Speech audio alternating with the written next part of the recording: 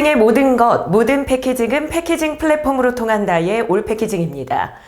장마와 불볕더위로 유난히 힘든 2023년 여름입니다. 벌써 8월의 첫 주인데요. 아마도 많은 업체들의 휴가 기간이 아닐까 싶습니다. 무더운 여름을 잘 이겨내시길 바라며 8월 첫째 주 올 패키징 TV 패키징 주간 브리핑 시작하겠습니다. 플라스틱의 여정 세 번째 시간에는 선별 공정을 거친 플라스틱 용기들이 재활용 공장에서 재생원료로 만들어지는 과정을 소개합니다. 플라스틱 용기는 선별 공정을 거친 후 재생원료를 만드는 재활용 공장으로 압축 형태로 입고됩니다. 압축 상태의 플라스틱 용기는 다양한 형태를 하고 있습니다. 이 다양한 플라스틱 용기들은 파쇄기에서 잘게 파쇄된 후 세척 과정을 거쳐 플레이크 형태로 만들어집니다. 용융 압출기에 이 플레이크를 넣어 압출한 후 잘게 커팅하면 펠릿 형태의 재생원료가 생산됩니다.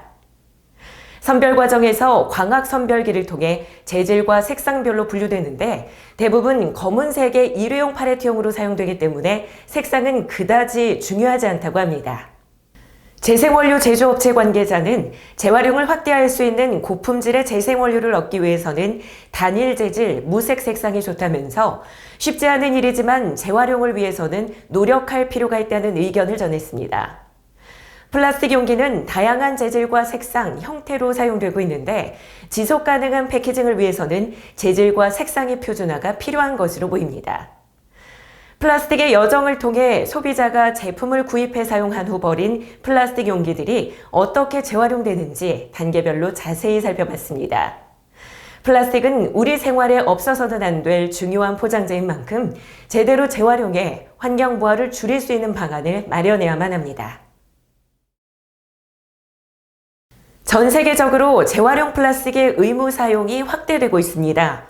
국내에서도 비슷한 상황인데 가격 문제가 발목을 잡을 것이라는 우려가 나오고 있습니다. 재활용 플라스틱은 수거, 분류, 운송과 가공 등 재비용 문제로 신재보다 가격이 최대 2배가량 비쌉니다. 최근 신재와 재활용 플라스틱의 단가 차이를 가리켜 그린 프리미엄이라는 단어가 사용되고 있습니다. 그린 프리미엄은 재활용 플라스틱을 사용함으로써 기업 이미지를 제고하는 등 환경적 상황을 고려해 가격이 비싸지만 사용하는 것을 뜻합니다. 재활용 플라스틱 사용 의무가 강화됨에 따라 기업들이 친환경 이미지 제고를 위해 재활용 플라스틱 사용량을 늘려가고 있는 가운데 가격이 높아질 뿐만 아니라 구입조차 어려워지는 것이 아니냐는 걱정도 나오고 있습니다. 1970년대 산업화 시대에 들어서며 포장의 중요성이 대두되면서 당시 정부기관이라고 할 수 있는 한국디자인포장센터가 설립됐습니다. 이 센터가 수출 포장은 물론 국내 포장 개발 인력의 산실 역할을 하면서 각 기업의 포장 개발팀이 생기기 시작했습니다. 1980년대 제과업계를 중심으로 포장개발 담당 부서가 생겨났고 1990년대는 식품기업, 2000년대는 전자기업이 그리고 2020년 전후 케미칼 관련 기업을 비롯해 유통기업에서도 포장개발 부서와 전문인력 채용이 늘어나고 있습니다. 앞으로도 패키징의 중요성이 더욱 커지면서 많은 패키징 개발 전문 인력이 필요할 것으로 보입니다. 패키징 전문 인력의 활약으로 각 기업의 패키징 기술이 성장하고 국내 패키징 산업 발전으로 이어지길 기대해 봅니다. 최근 안토니우 구테르스 유엔 사무총장이 올해 7월의 온도가 역대 가장 최고치를 기록했다는 세계 기상기구의 관측 결과를 토대로 지구 온난화 시대가 끝나고 지구 열대화 시대가 시작됐다고 경고했습니다. 우리 패키징 산업도 심각한 기후변화를 인지하고 다가올 환경 변화에 대비할 필요가 있습니다. 점차 2050년 탄소 중립 목표는 과거의 이야기가 되고 있습니다. 전문가들은 지금과 같은 급격한 기후변화가 이어진다면 탄소 중립의 시기를 더욱 앞당기고 온실가스 감축을 위해 더욱 가혹한 노력이 필요하다고 주장하고 있습니다. 온실가스 감축과 저감을 위해 우리 패키징 산업은 어떻게 대응해야 할지 고민해야만 하는 때입니다. 이번에 소개할 글로벌 포장 기업은 스위스의 SIG입니다.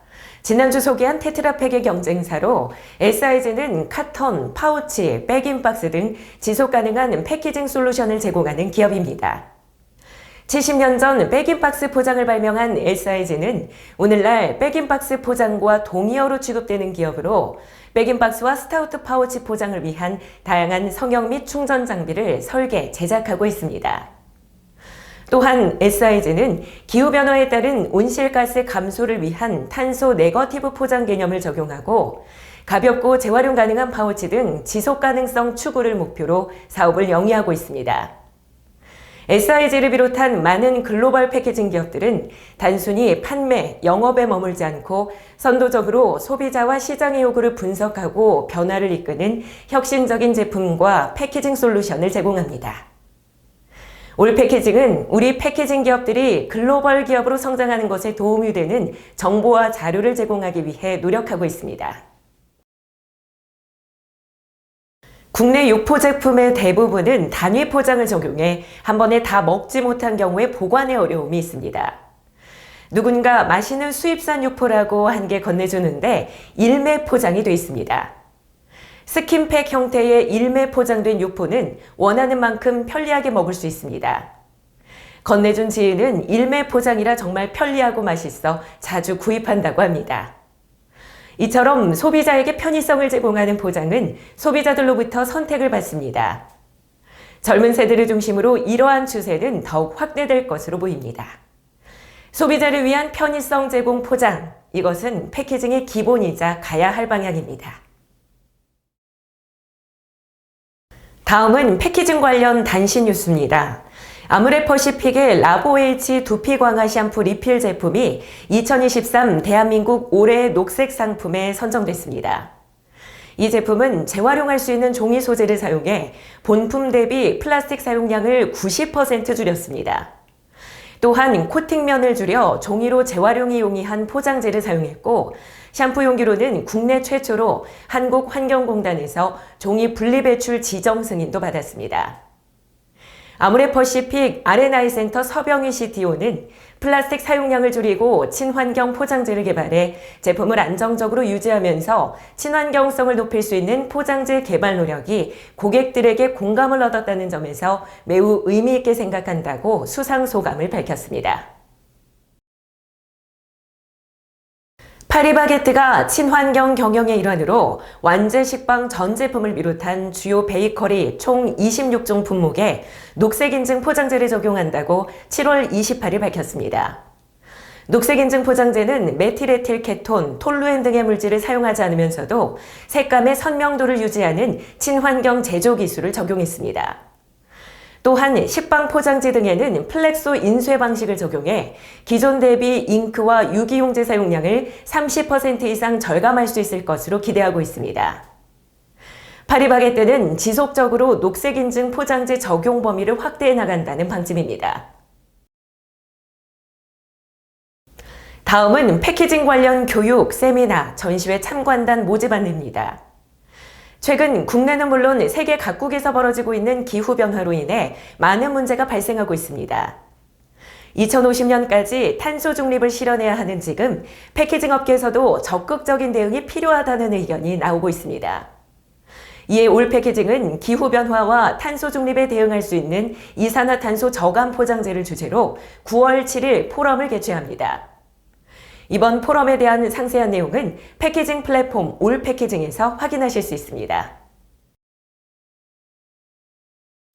올 패키징이 세계 인구 4위 식품 산업을 주력 산업으로 하는 인도네시아를 방문해 포장 전시회를 참관하고 시장 진출 가능성을 살펴보는 인도네시아 포장산업 시찰단을 모집합니다. 시찰단은 10월 10일부터 14일까지 인도네시아를 방문해 수도 자카르타에서 열리는 인도네시아 대표 포장 전시회인 올팩 인도네시아 2023을 참관하고 인도네시아 현지 시장 조사를 실시할 예정입니다. 자세한 내용은 패키징 플랫폼 올 패키징을 참고하시기 바랍니다. 패키징 관련 다양한 이슈, 문제 등을 함께 고민해보는 시간입니다. 이번 주 위클리 이슈는 국내 포장 산업의 캡티브 메이커입니다. 캡티브 메이커는 여러 계열사를 거느리고 있는 기업이나 금융지주사가 그룹 내부에 있는 계열사들을 포로를 뜻하는 캡티브와 같이 적극적으로 활용한다는 의미로 경제용어 캡티브 마켓에서 비롯됐습니다. 다시 말해 그룹 계열사로서 그룹의 포장재를 생산하는 기업 또는 특수관계 형태의 포장재 제조사를 캡티브 메이커라고 합니다. 우리나라의 식품 관련 대기업들은 대부분 캡티브 메이커를 가지고 있는데요.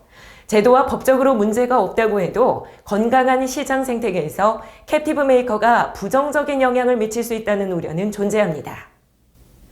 미국, 유럽 등 선진국에서는 대형 식품 기업은 식품 제조에만 주력하고 포장재는 포장재 전문 제조사로부터 구매를 하는 것이 일반적입니다.